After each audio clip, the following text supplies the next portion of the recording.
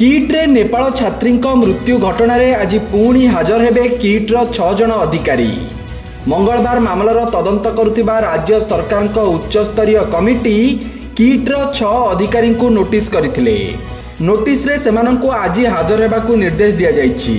Notice होइतिबा 6 जन अधिकारी हेउचंती chief proctor PK Patnaik, hostel क्वीन कास्टलर senior superintendent Sanhita Mishra, assistant director Smarika Pati, internal committee मुख्य इप्सिता सतपथी और एडमिनिस्ट्रेटिव ऑफिसर सिद्धार्थ रॉय को उच्च स्तरीय कमिटी पाखरे हाजर हेबाकू उच्च शिक्षा विभाग पक्षरु नोटिस करा जायछि।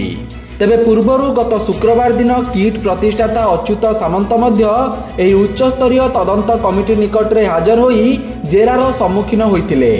तांको व्यतीत किट कुलपति सरंजीत सिंह, नेपाली छात्र छात्री को दुर्व्यवहार और नेपाल देश को नहीं अशोभनीय मंतव्य देइथिबा महिला कर्मचारी जयंती नाथ और प्रोफेसर मंजुषा पांडे मध्य हाजर होइतिले।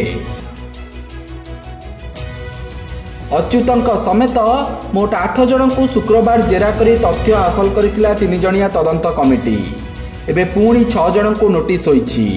गोटे पटे यह मामला रे किट कर्तृपक्ष विरोध में कार्यानुष्ठान सबु महल रे दाबी होता बेले यही तदंत कमिटी कौन रिपोर्ट देउछि आ सरकार यह उपरे कौन कार्यानुष्ठान नेउछंती एबे ताहारी उपरे समस्तक नजर।